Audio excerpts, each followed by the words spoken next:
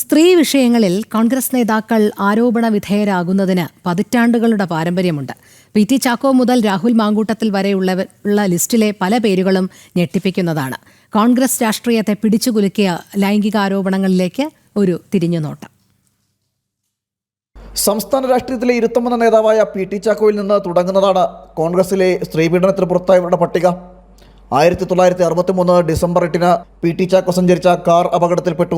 കാറിൽ മന്ത്രിക്കൊപ്പം ഒരു സ്ത്രീ കൂടി ഉണ്ടായിരുന്നു എന്ന ആരോപണം ചെന്നെത്തിയത് ചാക്കോയുടെ രാജിയിലേക്കും രാഷ്ട്രീയ ജീവിതത്തിന്റെ പടിയിറക്കത്തിലേക്കുമായിരുന്നു. 1995-96 എ.കെ. ആന്റണി മന്ത്രിസഭയുടെ കാലത്തും സ്ത്രീപീഡന പരാതി സർക്കാരിനെ പിടിച്ചുലച്ചു. മന്ത്രിമാരായിരുന്ന ജി. കാർത്തികേയനും കടവൂർ ശിവദാസനുമെതിരെയായിരുന്നു സ്ത്രീപീഡന പരാതി ഉന്നയിച്ചത്. പരാതി ഉന്നയിച്ച കത്തുകൾ മന്ത്രിസഭയെയും പാർട്ടിയെയും പ്രതിരോധത്തിലാക്കി.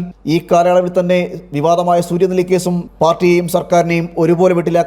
കോൺഗ്രസ് എംപിയും കേന്ദ്രമന്ത്രിയുമായിരുന്ന പി.ജെ. കുര്യന്റെ പേര് സൂര്യനെല്ലി പീഡന കേസുമായി ബന്ധപ്പെട്ട് വന്നത് വലിയ വിവാദങ്ങൾക്കാണ് തിരികൊളുത്തിയത്. മുൻമന്ത്രി ഉമ്മൻചാണ്ടിക്കെതിരെയും 2 തവണയാണ് ആരോപണങ്ങൾ ഉയർന്നത്. ഒരു സ്ത്രീയുമായി ട്രെയിനിൽ യാത്ര ചെയ്തു എന്നതായിരുന്നു ആദ്യ ആരോപണം. അത് താനാണെന്ന് ഭാര്യ മറിയാമ്മ പറഞ്ഞതോടെ ആ വിവാദം കെട്ടടങ്ങി. പിന്നീട് വന്നത് സോളാർ വിവാദ കാലത്തെ ആരോപണങ്ങളും. അത് ഉമ്മൻചാണ്ടിയുടെ പ്രതിച്ഛായയ്ക്ക് തന്നെ കളങ്കമേൽപ്പെടുത്തി. എ.പി. അനിൽകുമാർ, കെ.സി. വേണുഗോപാൽ, ഹൈബി ഈഡൻ, അടൂർ പ്രകാശ് തുടങ്ങി പ്രമുഖ നേതാക്കളെല്ലാം സോളാർ കാലത്ത് സ്ത്രീപീഡന കേസിൽ വെട്ടിലായി.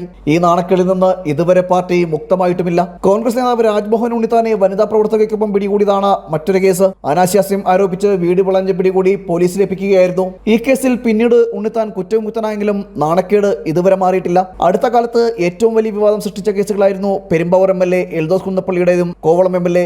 എം. വിൻസെന്റിന്റേതും. സ്ത്രീപീഡന കേസിൽ എം. വിൻസെന്റ് 1 മാസമാണ് ജയിൽവാസം അനുഭവിച്ചത്.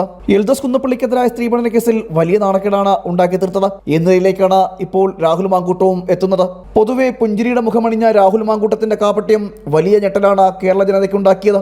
രാഹുലിന്റെ സ്വഭാവ വൈകൃതം പാർട്ടിയിലെ ഉന്നതർക്ക് അറിയാമായിരുന്നിട്ടും സംരക്ഷിച്ചു നിർത്തുന്നതാണ് വീണ്ടും ഇത്തരം സംഭവം ആവർത്തിക്കാൻ കാരണം. രാഹുലിനെതിരായി ശക്തമായ നടപടിയാണ് എടുത്തതെന്ന് കോൺഗ്രസ് നേതൃത്വം അവകാശപ്പെടുമ്പോഴും സ്ത്രീപീഡകരെ സംരക്ഷിച്ച നിലപാടാണ് കോൺഗ്രസിന്റേതെന്നാണ് ചരിത്രം തെളിയിക്കുന്നത്.